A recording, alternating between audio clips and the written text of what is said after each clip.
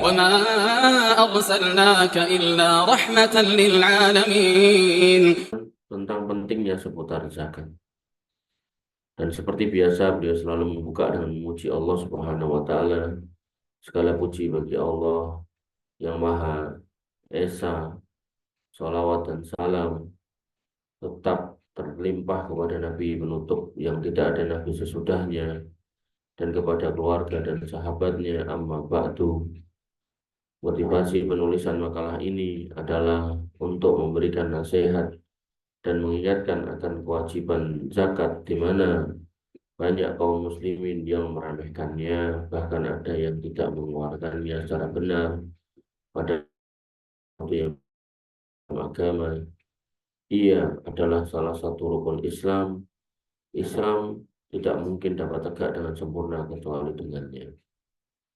Artinya Islamnya seseorang tidak akan sempurna kalau dia tidak menunaikan zakat. Sebagaimana sabda Nabi SAW, "Buniyal Islamu ala khamsin." Islamnya seseorang itu dibangun atas 5 perkara. Syahadatu an la ilaha illallah. Dia berikrar bahwasannya tidak ada yang boleh disembah selain Allah Subhanahu wa taala, wa anna Muhammadar Rasulullah, dan bahwasannya Nabi Muhammad Shallallahu Alaihi Wasallam adalah Rasul Allah. Wa iqamus shalah, wa iqamatus shalah, dan dia mendirikan sholat. Wa ita'uz zakah, dan membayar zakat. Wa shaumu Ramadan, dan berpuasa di bulan Ramadan. Wa hajjul bait, dan dia menjalankan haji ke Baitullah Al-Haram. Nanti dalam hadis yang lain ada tambahannya, wa hajjul bait man istata'a ilaihi sabila. Maka kewajiban zakat bagi seorang muslim merupakan salah satu syiar yang menjadi keistimewaan Islam serta bentuk perhatian Islam terhadap pemeluknya. Ya. Jadi zakat ini ya, diambil dari orang-orang kaya kaum muslimin, kemudian diberikan kepada orang-orang fakir. Dan ini apa ya, sebuah skema luar biasa dari Allah Subhanahu wa taala. Dan Allah menjamin ketika zakat ini dilaksanakan oleh manusia semuanya, maka itu mencukupi. Nah, padahal zakat itu nggak sebanyak pajak. Nah, maka kita saksikan bagaimana kemudian rumus manusia merumuskan tentang perpajakan, tapi nggak cukup-cukup gitu. Karena itu rumus manusia. Adapun rumus Allah Subhanahu wa taala ketika kemudian diterapkan sebenarnya, maka itu lebih berkah, lebih barokah, lebih menyelamatkan dunia dan akhirat. Harusnya gitu.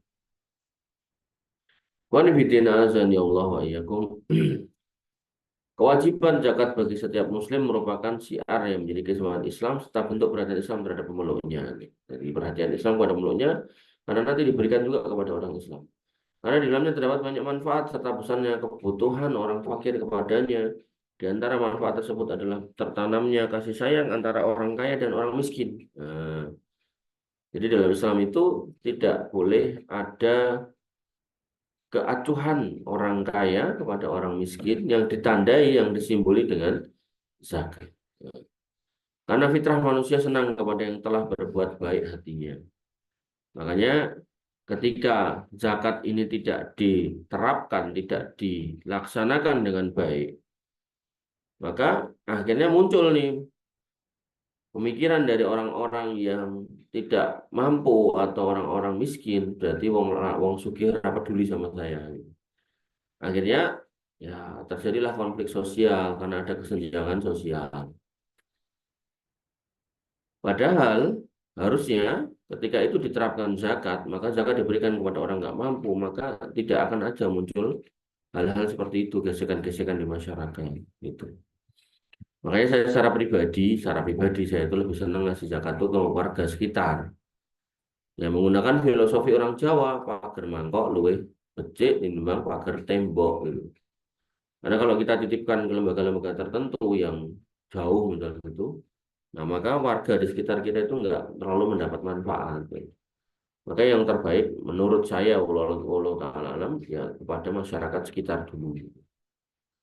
Manfaat lain adalah dapat membersihkan dan menyucikan jiwa serta terhindar dari sifat bakhil. Bagaimana firman Allah Subhanahu wa taala, "Khudh min amwalihim shadaqatan tutahhiruhum wa tuzakkihim biha." Ambillah zakat dari sebagian harta mereka, dengan zakat itu kamu bersihkan dan mensucikan mereka. Selain itu dapat membiasakan sifat dermawan dan mengasihi orang yang sedang butuh. Dan ini benar-benar sebuah apa ya?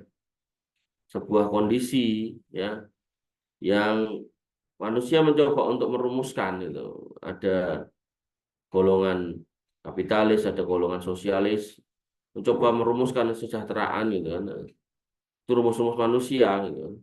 Di bumi barat itu nggak berhasil, di bumi timur juga nggak berhasil, tapi Islam itu ada gitu. Neng sayangnya ya orang-orang Islamnya nggak menggali nilai-nilai itu dari Islam. Akhirnya banyak yang meninggalkan nilai itu dan merasa ya, perlu membela sisi kapitalis atau sosialis itu. Padahal sebenarnya nilai pemerataan kekayaan itu dalam Islam itu luar biasa, benar-benar luar biasa. Dimulai dari zakat, kemudian di situ ada infak, sodakoh, wakaf, gitu kan. Belum lagi ngomongkan warisan, wasiat, hibah. Itu semua bentuk pemberian, semua bentuk penyerahan, pemindahan hak milik dari seseorang ke orang lain, nah, tergantung akadnya.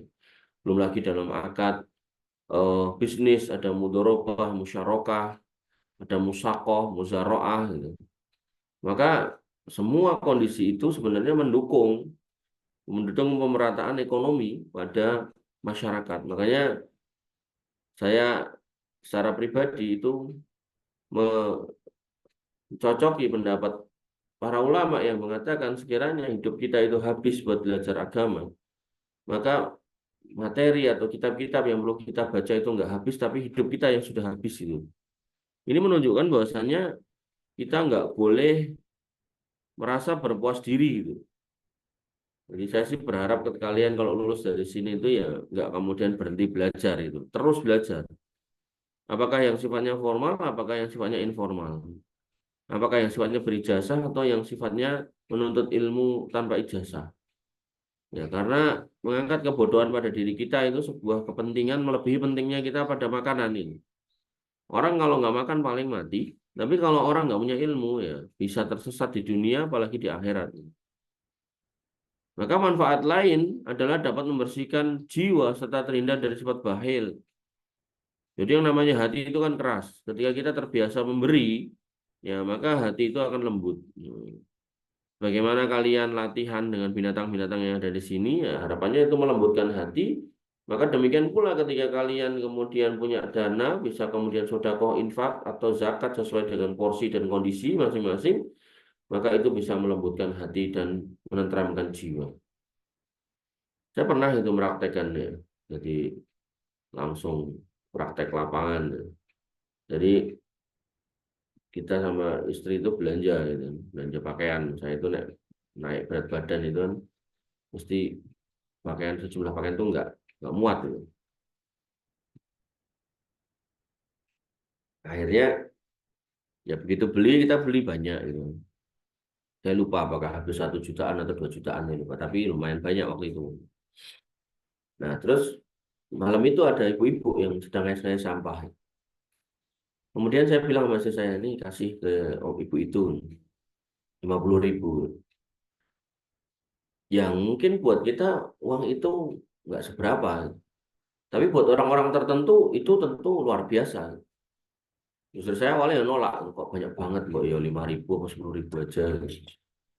Tapi ya saya memaksa, kan nggak apa segitu aja kasih. Begitu kemudian kita kasih gitu kan, maka yang terjadi adalah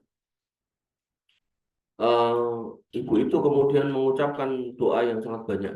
Ya dengan keterbatasan beliau ya, dia mengucapkan atur nuhun mas, saya numbak, bungku, ini, dan seterusnya. Dan kemudian istri saya naik mobil tuh, sambil cerita itu tuh sambil dia merasa ada sesuatu yang istimewa yang terasa dalam dalam dirinya gitu. Gampangane nek koyo wong panasan ngelak cuma nyes gitu ngombe es teh gitu. Maka saya bilang sama dia, ya rasa-rasa seperti itu tuh nggak akan kamu dapatkan kecuali dengan berinteraksi dengan orang-orang seperti itu.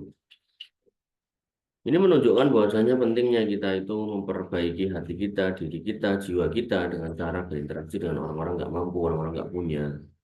Jangan merasa kaya, terus akhirnya nggak butuh mereka. Itu saya, maka dalam keterbatasan mereka, mereka hanya mengucap ya Allah mudahkan urusan si fulan gitu kan, maka tanpa sadar urusan kita tuh banyak selesai lantaran doa-doa mereka. Maka pentingnya untuk selalu menjaga diri dengan berinteraksi dengan mereka agar kemudian kita paham keberadaan mereka itu tentu ada hikmahnya buat kita yang katanya gitu kan lebih kaya, lebih sukses dan seterusnya gitu. Padahal sebenarnya kesuksesan hakiki itu bukan di dunia tapi di akhirat. Bagaimana ketika kita bisa mendesain ya hidup kita itu nanti di sana itu selamat dari neraka masuk surga, lah itulah orang sukses. Makanya Nabi SAW Allah Subhanahu wa taala mengatakan khudh min amwalihim shadaqatan tutahhiruhum wa tuzakkihim biha. Ambil zakat dari sebagian harta mereka. Jadi zakat itu enggak semuanya, sebagian aja. Bahkan kalau kamu tahu pada zakat secara umumnya itu kan cuma 2,5%. Itu lebih kecil daripada pajak yang 10%, bahkan PPh itu sampai 15%. Ya PPN aja sekarang dinaikkan jadi 11%. Tahiruhum wa tuzakkihim biha yang akan digunakan untuk membersihkan jiwa-jiwa mereka dari dosa dan mensucikan mereka juga. Membersihkan harta mereka juga termasuk di dalamnya. Selain itu dapat membiasakan sifat dermawan dan mengasihi orang yang sedang butuh. Jadi di sini beliau mengatakan membiasakan ini menunjukkan sebuah proses yang panjang gitu. Makanya saya di mana-mana selalu ngasih contoh gitu. Ketika jenengan nggak punya duit cuma 10.000, jenengan sudah kau berapa? Banyak yang mengatakan 5.000. Tapi ketika dia ditanya lah, jenengan punya 100 juta, jenengan mau sedekah berapa? Ya tetap 5.000. Ini menunjukkan ketidakpahaman dan kemudian ketidakmengertian bagaimana kemudian mensifati diri dengan kedermawanan yang sesuai dengan porsi. Maka manfaat lainnya adalah dapat mendatangkan barokah pada harta tadi yang tak bilang ini. Serta menjadi bertambah dan akan diganti oleh Allah Subhanahu wa taala sebagaimana firman-Nya, "Qul inna rabbi yabsutur rizqa liman yasha min ibadihi." Katakanlah sesungguhnya Rabbku yang melapangkan rezeki bagi siapa yang dikehendaki, wa yaqdiru lahu dan yang membatasinya, menyempitkannya, wa ba'afaqtum min sayyin fa huwa yukhlifuh. Dan apapun yang kamu keluarkan dari semua jenis kebaikan Allah akan ganti wa huwa khairur raziqin dan dia adalah sebaik-baik memberi rezeki. Serta sabda Nabi SAW dalam hadis qudsi, wahai anak Adam berinfaklah, saya aku akan memberimu anfik unfik alaik, berinfaklah aku akan membalas infakmu. Dan Allah Subhanahu wa taala mensifati sebagai asyakur, Rabb yang maha bersyukur. Maksudnya gimana? Ketika kita kemudian beramal atau berbuat baik, Allah pasti akan balas. Ini nggak usah diatur. Sebagian ustadz itu atau beberapa ustadz atau seorang ustadz ngomong istiqomah, kok dibales peng 10 dalam artian pasti peng 10 sampai mobilnya, motornya, gelang kalung, cincinnya, jam tangannya, duitnya diminta. Terus nanti balik 10 kali. Begitu dikasihkan nggak balik-balik gitu. Karena Allah tidak seperti itu sifatnya. Artinya tidak kemudian diatur oleh hambanya. Allah yang mengatur segala sesuatu, bukan Allah yang diatur. Dan keberadaan Allah itu nyata ya ketika kita lihat alam semesta gitu. Nggak mungkin, nggak mungkin sesuatu itu ada tanpa ada penciptanya, itu nggak mungkin gitu. Apalagi kalau kita masuk ke dunia-dunia mikrobiologi, binatang atau makhluk hidup sekecil itu bisa hidup, apalagi dalam kasus beberapa tahun yang lalu COVID gitu kan, kita nggak pernah lihat bentuknya tapi kita kerasa efeknya gitu kan. Maka hal-hal seperti ini yang kemudian harusnya membuat kita itu menambah keimanan kepada Allah karena Allah itu nyata. Jangan seperti orang-orang ateis yang tidak percaya bahwasanya Allah itu ada. Bahkan mereka kemudian mengatakan bahwasanya Tuhan itu tidak ada, sampai merumuskan manusia itu dari monyet dan seterusnya gitu. Maka hal-hal seperti ini adalah dogma-dogma atau keyakinan-keyakinan yang bertentangan dengan akidah kita. Serta sabda Nabi SAW tadi udah ya. Dan banyak lagi manfaatnya. Maka terdapat ancaman keras bagi orang yang pelit dan tidak mau mengeluarkan zakat sebagaimana firman Allah Subhanahu wa taala, "Walladzina yaknizuna adz-dzahaba wal fiddata wa la yunfikunaha fi sabilillah." Orang-orang yang menyimpan emas dan peraknya, duitnya tidak menginfakkannya di jalan Allah, fabashshirhum bi'adzabin alim, kasih kabar gembira ada adab yang pedih yang menunggu, yauma yuhma 'alaiha finar, pada panaskan di neraka jahanam, fatukwa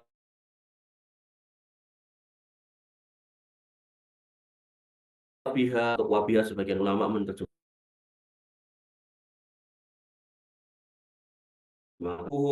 jidatnya dan punggung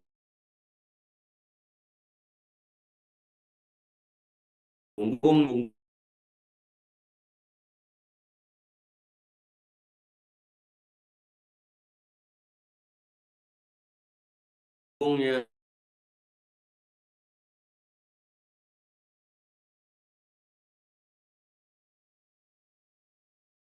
Allah sampai punya tanah itu berpuluh-puluh hektar, beratus-ratus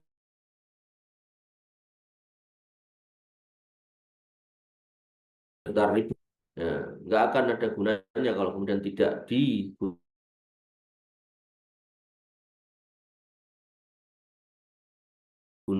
Ini konteksnya nggak harus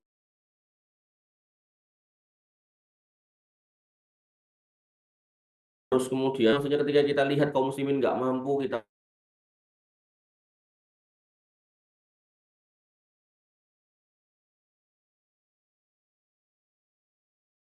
bantu. Ya.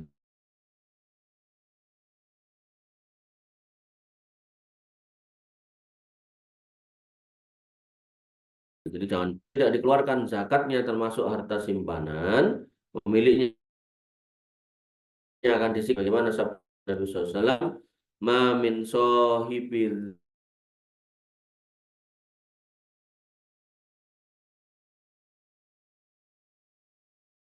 zahabin, mengeluarkan hak zakatnya illa idza kana yaumul kiamah, kecuali pada hari kiamat. Di sini dikatakan su fihat lahu sofa min nar, maka si barang-barang tadi ya kemudian dijadikan lempengan dan kemudian dipanaskan dengan api neraka, fa uhmiya alaiha, dan kemudian, nah ini langsung pakai terjemah disetrika. Saya cuma menyebutkan ada ulama yang pakai kayak gitu. Fa uhmiya, dicoskan alaiha, kepadanya, binari jahannam, di neraka jahannam, di mana yaitu fatukwa biha, dipanaskan, kemudian fatukwa biha, kemudian dicoskan dengannya. Di sini dikatakan jan bahu wajabinahu, yaitu pinggangnya, dahinya, wadohrohu, dan punggungnya, kullama barodat aidat lahu, kemudian ketika sudah dingin, artinya sudah sembuh, dipanaskan lagi, diulangi lagi perbuatan seperti itu, adab seperti itu. Fi yaumin kana miqdaruhu khamsina alfasana, pada hari di mana saat itu satu hari itu setara dengan 50.000 tahun hari ini. Hatta yuqda bainal ibad, sampai kemudian Allah memutuskan nasib semua hamba, fayara sabilahu, dan dia akan melihat jalannya, imma ilal jannah wa imma ilan nar, apakah dia masuk surga atau masuk neraka. Lalu Nabi SAW menyebutkan para pemilik unta, sapi, dan kambing yang tidak mau mengeluarkan zakat juga akan diadab pada hari kiamat. Disebutkan dalam hadis sahih, Nabi SAW bersabda, man atahullahu malan, siapa yang Allah karuniai harta, walam yu'addi zakatahu, dan belum menyelesaikan zakatnya, mutsila lahu maluhu, maka akan diciptakan semisal dengan hartanya, yaitu sujaan, ular, akrok, botak, nggak tahu apa, ada ular yang ada rambutnya ini. Kemudian lahu bibatani yutawwaquhu yaumal qiyamah. Dia punya 2 taring yang kemudian mematoknya, melilitnya, maaf, pada hari kiamat. Tsumma ya'khudhu bilahzimatihi, yang kemudian dia mematuknya dengan kedua taringnya tadi, yakni sadqihi. Tsumma yaqulu, kemudian berkata, ana maluk, ana kanzuk, aku hartamu, aku simpananmu. Jadi di sini jelas dikatakan bahwasannya harta-harta yang disimpan manusia dalam jumlah tertentu yang harusnya keluar zakat, maka gak dikeluarkan zakat, maka itu akan dibentukkan makhluk ular botak, nah, yang kemudian dia akan melilit yang punya dan mematok yang punya. Loh iki lho aku hartamu. Maka logikanya semakin banyak harta yang ditumpuk tidak dikeluarkan zakat, ya semakin besar atau semakin kuat ular yang akan diciptakan oleh Allah Subhanahu wa taala untuknya. Kemudian Allah memperingatkan kepada orang-orang pelit, wala yahsabannalladzina yabkhuluna bima atahumullahu min fadlih, dan janganlah sekali-kali orang-orang bakhil dari harta yang Allah telah berikan kepada mereka menyangkanya taruh belawah, wala yahsabanna, jangan menyangka orang-orang yang pelit atas apa yang Allah berikan dari karunia-Nya, huwa khairul lahum, itu baik. Jadi orang-orang itu kan merasa nggak berbagi itu baik gitu kan, nggak bersedekah itu baik, rumangsa mereka gitu, rumangsane gitu. Tapi kata Allah, jangan mbok kira kuwi apik, bal huwa sarrul lahum, tapi itu jelek, sayutawwaquna ma bahilu bihi yaumal qiyamah. Nanti akan kami kalungkan tuh harta-harta yang kamu pelitkan itu di hari kiamat. Dan jenis harta yang harus dizakati, yang pertama sesuatu yang keluar dari bumi seperti biji-bijian dan buah-buahan. Pertanian tadi ya. Kemudian yang kedua binatang ternak, yang ketiga emas dan perak, dikiaskan di sini adalah duit. Kemudian yang keempat adalah barang perniagaan. Setiap jenis barang tersebut harus memiliki nisab tertentu, dan jika kurang dari nisab maka tidak wajib zakat. Jadi ada nisabnya juga. Jadi nggak semua harus keluar zakat ya. Nggak kayak di pajak. Pajak itu orang dengan gaji tertentu langsung kena potongan langsung gitu. Atau kemudian usaha segede apapun gitu kan, kalau urus syarat-syarat untuk pajak ya kepajekan gitu. Dodol soto barang ya kon pajak gitu. Maka hal-hal yang harus kita pahami adalah Allah sebenarnya sudah punya aturan gitu. Tapi manusia punya perhitungan. Oh, nek 2,5% ra cukup. Ya, akhirnya kami bikin rumus gitu. Ya, akhirnya ya ra cukup tenan. Allah kemudian mengatakan dalam hadis qudsi, ana idadoni abdibi. Aku sesuai prasangka hambaku. Kalau kemudian kalian memprasangkai aturanku nggak cukup, ya sudah. Jadi nggak cukup gitu. Maka setiap jenis barang tersebut harus memiliki nisab. Nah, yang pertama biji-bijian dan buah-buahan seperti kurma, kismis, biji gandum, beras dan gandum adalah 5 wasak, atau 1 wasak sama dengan 60 sok. 1 wasak 60 sok berarti 5 itu 300 sok, maka nisab biji-bijian tersebut sekitar 300 sok. Atau 1 sok sekitar 2,4 gram, jadi nisabnya adalah 712 gram. 7 kilo, maaf, 7 kintal. 7 kintal baru keluar zakatnya. Nah, zakatnya berapa? 10% kalau pakai air hujan, 5% kalau enggak pakai air hujan atau pakai pompa itu loh. Sumur. Di sini air kali ini maksudnya air kali yang perlu dipompa. Tapi ini air kali yang cuma ngalir ketok, membuka tutup galengan, maka tetap 10%. Yang kedua, nisab hewan ternak seperti onta, sapi, kambing telah dijelaskan pada hadis Nabi SAW. Siapa yang ingin mengetahui lebih lanjut dapat bertanya pada ahli ilmi, karena buku ini sengaja disusun secara ringkas. Jadi kalau onta itu kalau dalam 5 ekor, zakatnya 1, tahun umur sekian. Nanti kalau 20 ekor dan seterusnya. Kambing itu 200 ekor, nanti zakatnya sekian. Nah, ini lebih detailnya nanti di bab zakat. Beliau menulis ini ringkas saja. Kemudian yang ketiga, nisab perak itu adalah 140 miskolan, atau jika ditimbang setara dengan dirham Saudi 56 real. 56 real ini itu kalau dibagi 4.000 ketemunya berarti 224.000, 200.000 lah gitu. Sehingga kalau 200.000 ya, kalau perak ya, kalau sekarang perak tuh harganya misal 10.000 ya berarti sekitar 20 gram. Kemudian kalau emas 20 miskolan 150 20 tapi emas ya. Kalau ditimbang 92 gram. Berarti kalau dipikir sejuta ya 92 juta. Berarti dalam kitab yang lain dikatakan 85 gram. Maka bagi orang yang memiliki emas atau perak jika telah masuk nisab dan haul maka zakatnya adalah 2,5. Jadi kamu punya perak, punya emas pakai emas.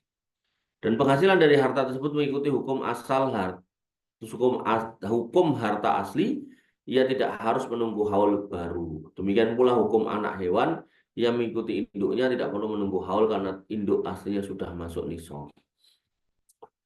Jadi kalau kemudian apa namanya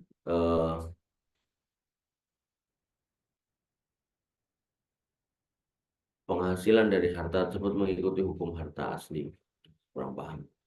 Kemudian hukum emas, perak, dan uang kertas yang dijadikan masyarakat sekarang sebagai alat transaksi, baik itu dirham, dinar, dolar, dan yang lainnya, jika telah mencapai nisab dan haul, maka wajib disakati. Termasuk perhiasan para wanita. Baik emas ataupun perak, jika telah mencapai haul dan nisab, maka wajib disakati. Meskipun perhiasan tersebut dipakai atau untuk dipinjamkan, ini menurut pendapat yang benar dari para ulama, berdasarkan pada keumuman sabda Nabi SAW, memilih emas dan perak jika tidak mengeluarkan harta zakat, maka pada hari kiamat akan diberikan kepada lempengan besi yang dipanaskan dengan api neraka jahanam lalu disetrikakan pada pemiliknya. Jadi mbak-mbak, ibu-ibu kalau punya perhiasan ya setahun sekali ditimbang. Udah dapat dipisah antara perak dan emas sendiri-sendiri. Diriwayatkan dari Nabi SAW bahwa beliau melihat gelang emas di tangan seorang wanita lalu beliau bertanya, apakah emas ini sudah kamu tunaikan zakatnya? Dia menjawab belum. Maukah engkau jika di hari kiamat kelak kau dipakaikan gelang dari api neraka? Kemudian dia melepasnya dan berkata, barang ini aku serahkan untuk Allah dan Rasulnya. Ini menunjukkan bahwasanya perhiasan walaupun dipakai itu tetap harus dizakati. Tentu harus mencapai nisab dulu, jadi nggak langsung ya nisabnya masuk enggak nih.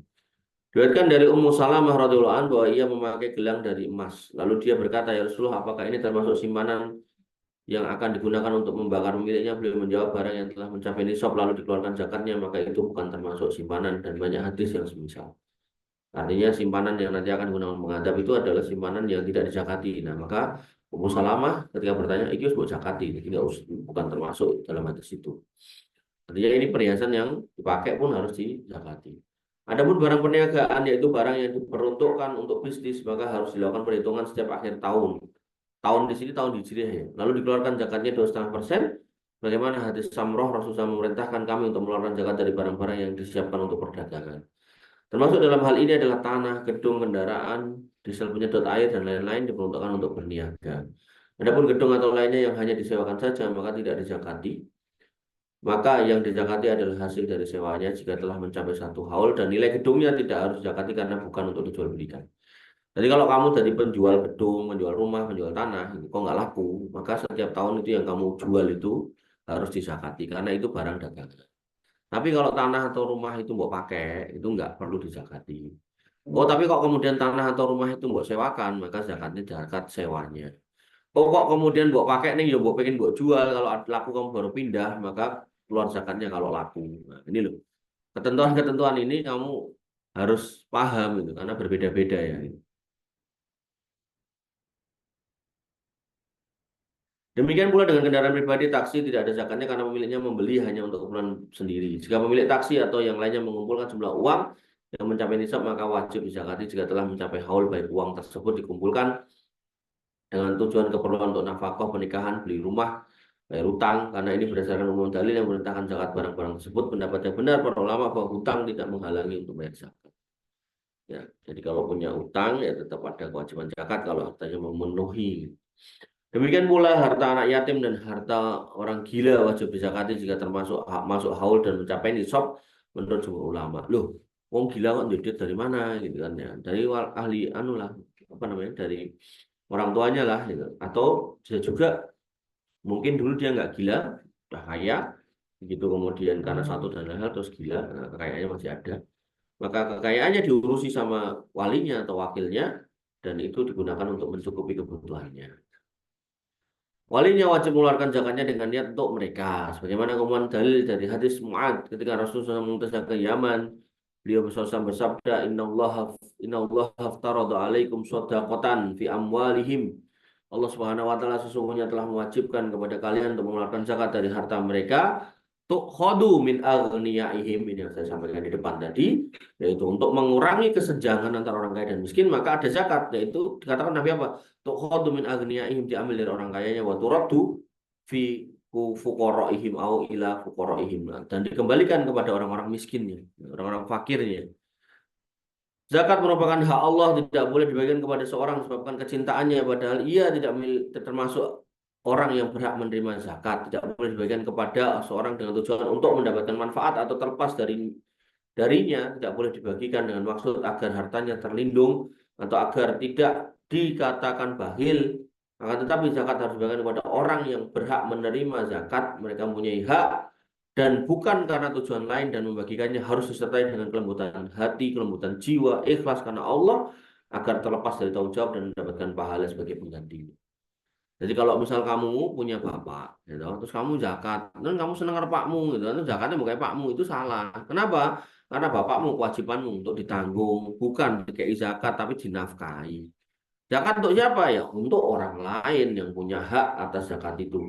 Loh, bapak saya randuil. Nah, ini anaknya sugih, ya berarti anaknya harus bertanggung jawab tentang bapaknya. Gitu loh. Ya, jangan dibalik-balik. Melakoni zakat tapi kemudian dikasihkan orang-orang yang harusnya ada di bawah tanggungan kita. Istri kita dan sebagainya. Nggak boleh. Tapi kalau istri kaya ngasih zakat kepada suami miskin, boleh. Kenapa? Karena suami bukan tanggung jawab istri. Ya nggak boleh kalau orang itu di bawah tanggung jawab kita. Allah Subhanahu wa taala telah menjelaskan dalam kitabnya orang-orang yang berhak menerima zakat, innamas shadaqatu lil fuqara wal masakin. Sesungguhnya yang namanya zakat itu untuk orang fakir dan orang-orang miskin, wal amilin, dan para amil alaiha yang menjalankannya, wal muallafati qulubuhum, dan orang-orang yang dilembutkan hatinya, para mualaf, wa fir riqab, dan orang-orang yang menjadi budak dalam rangka untuk memerdekakan budak, wal gharimin, yang terlilit utang. Nah, ini banyak nih sekarang, banyak orang pinjam pinjol kemudian terlilit utang gitu kan. Insya Allah.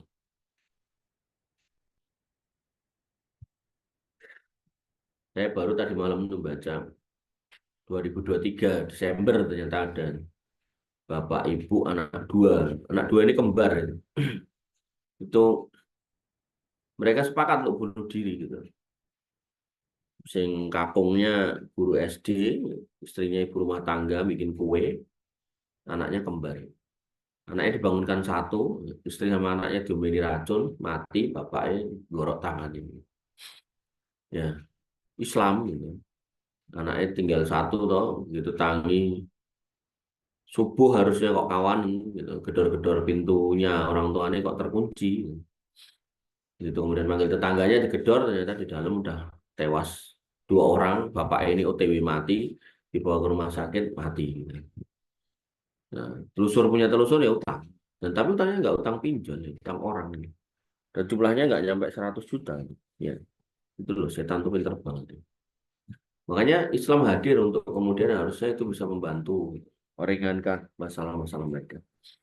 Wabi sabilillah wabni sabil, dan untuk di jalan Allah, wabni sabil, dan untuk orang-orang yang safar tapi terputus dari jalannya Ibnu Sabil. Faridatan minallah, ini sebagai kewajiban dari Allah ya. Allah alimun hakim, dan Allah maha mengetahui siapa yang mengerjakan siapa yang enggak, dan Allah maha bijaksana. Maka di penghujung ayat ini terdapat dua nama Allah yang agung ya, sebagai peringatan bagi hambanya, yaitu Allah Maha Suci, dialah Allah yang mengetahui terhadap keadaan hambanya, siapa yang berhak menerima zakat dan yang tidak. Ya Allah tahu tuh, harusnya dikasihkan ke yang berhak, untuk kayak ngomong sing mbok senengi gitu. Maka dia maha bijaksana juga dalam menetapkan syariatnya. Artinya adanya harta dari orang kaya dikasih kepada orang miskin ini sebagai bentuk kebijaksanaan Allah. Kemudian tidaklah menetapkan sesuatu kecuali pasti benar dan tepat, meskipun terkadang hikmahnya tidak diketahui oleh sebagian orang. Jadi ada orang-orang yang kalau kemudian suruh bayar zakat protes gitu kan, maka ya dia nggak tahu hikmahnya, tapi Allah lebih tahu. Namun hendaknya seorang muslim tetap tenang dan pasrah terhadap syariat Allah serta hikmah yang ada di dalamnya. Allah lah tempat memohon. Semoga kita semua diberikan kemampuan untuk memahami urusan agama dan jujur dalam mengamalkan urusan agama, berlomba-lomba untuk mendapatkan ridho dan pahala darinya, serta selamat terhindar dari semua sebab kemurkaannya dan adabnya. Sesungguhnya dia maha mendengar lagi maha dekat.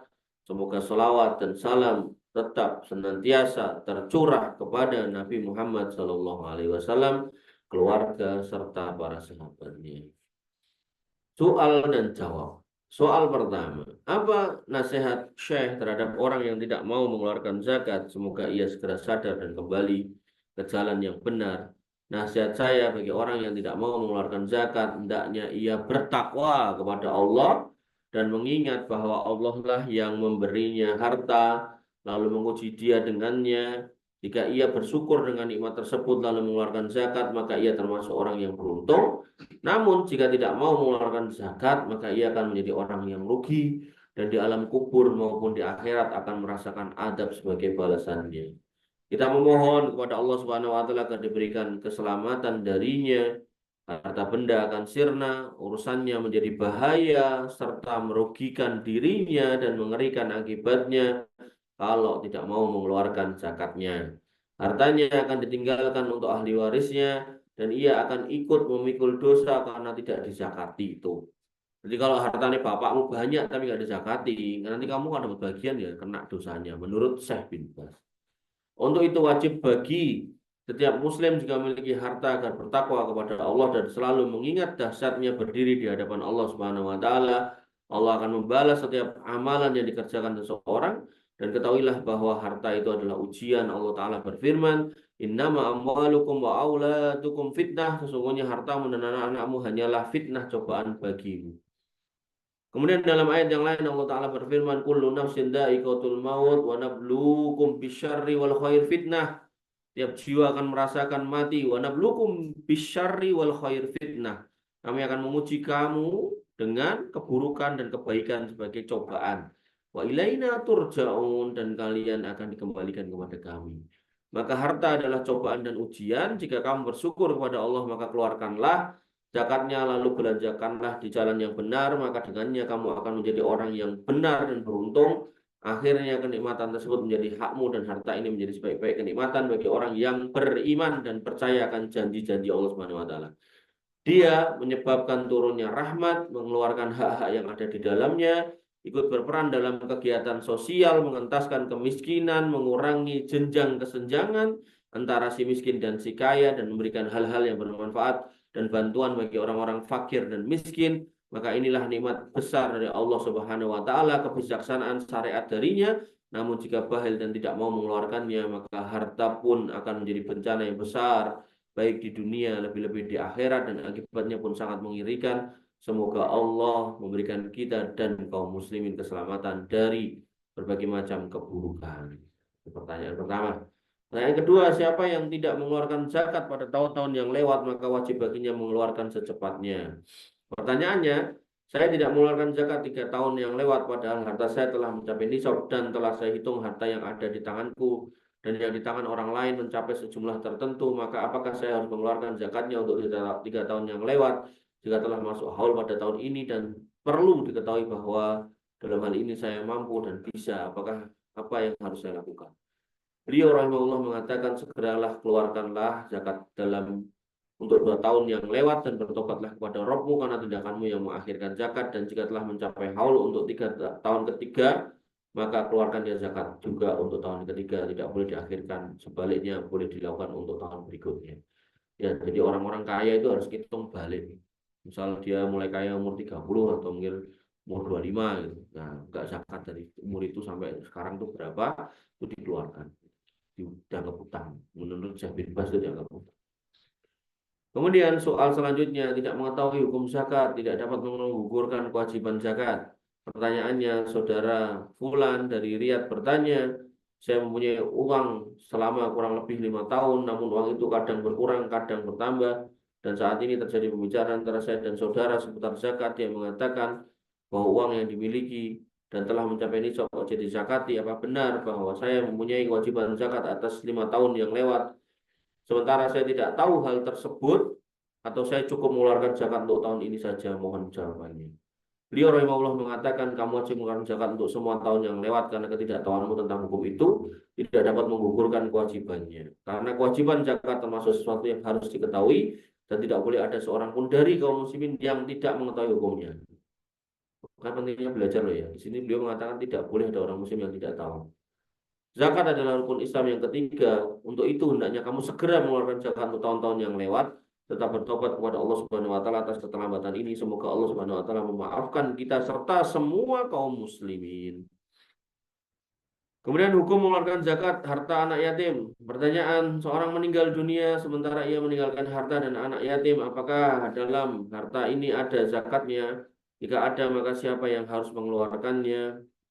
Maka Syekh bin Baz rahimahullah mengatakan harta anak yatim wajib dikeluarkan zakatnya, baik itu uang, barang, perniagaan, hewan, ternak, biji-bijian maupun buah-buahan yang harus dizakati. Hendaknya wali anak yatim segera mengeluarkan zakat harta tersebut tepat pada waktunya. Namun jika tidak ada wali dari pihak bapak, maka hendaknya diserahkan kepada pihak pengadilan agar ditentukan wali yang mengurusinya, dan hendaknya ia bertakwa dan beramal untuk kemaslahatan anak yatim dan harta mereka. Allah Ta'ala berfirman, wa yas'alunaka 'anil yatama qul islahul lahum khair.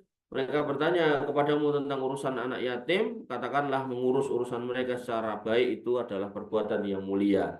Allah Subhanahu wa taala berfirman, wala taqrabu malal yatim illa billati hiya ahsan hatta yablugha asyuddah. Dan janganlah kamu mendekati harta anak yatim kecuali dengan cara yang ahsan, yang lebih baik, yang lebih bermanfaat, hatta yablugha asyuddah, sampai mereka mencapai usia dewasa. Maka ayat-ayat ini yang semakna dengan ayat ini tadi sangat banyak. Haul harta anak yatim dihitung sejak wafat bapaknya, karena dengan kematian bapaknya harta itu berpindah tangan ke anaknya menjadi warisan. Wanifidin azani Allah wa iyyakum. Kemudian pertanyaan berikutnya, mengeluarkan zakat untuk anak kecil. Beliau rahimahullah kemudian ditanya, saya punya tugas mendidik anak berumur 5 tahun, sementara bapaknya selalu memberinya uang. Uang tersebut saya tabung di bank Islam tertentu, apakah uang tersebut harus dizakati? Beliau rahimahullah menjawab, hendaknya kamu keluarkan zakat uang tersebut karena kamu yang bertugas mendidiknya. Ya, jadi kalau kita orang tua misal punya anak dikasih tabungan, dibikinkan tabungan terus kita kirimi duit ke situ.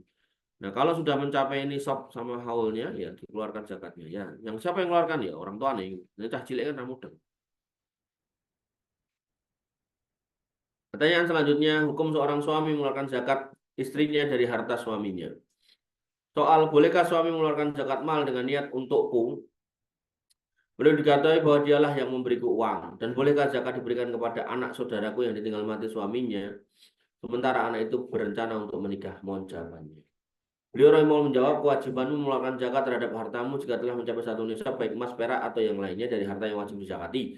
Jika suamimu telah mengeluarkan zakatnya sesudah memberikan izin darimu, maka tidak masalah. Demikian pula jika yang mengeluarkan itu adalah bapakmu, saudaramu, atau yang lainnya setelah ada izin darimu, dan diperbolehkan memberikan zakat kepada anak saudaramu jika ia termasuk orang miskin. Semoga Allah memberikan taufik. Jadi istri berzakat kepada suaminya boleh, karena bukan orang yang harus dinafkahi. Tapi sebaliknya suami berzakat kepada istrinya nggak boleh. Nah, kita berzakat kepada ponakan kita boleh, ya, karena ponakan ini kewajiban orang tuanya. Nah, apalagi kalau mereka tidak mampu. Allah Ta'ala. Pertanyaan selanjutnya, haruskah suami mengeluarkan zakat untuk perhiasan istrinya? Jadi seorang suami cinta banget sama istrinya, itu kok perhiasan banyak, nah, haruskah mengeluarkan zakat? Beliau rahimahullah menjawab, dia tidak harus mengeluarkan zakatnya, namun jika dia mau membantu istrinya dan membantu dan siar ridho, maka tidak masalah. Pada dasarnya kewajiban zakat itu atas dirinya, karena dalam sebuah hadis disebutkan bahwa dialah yang berkewajiban mengeluarkan zakat dan bukan suaminya.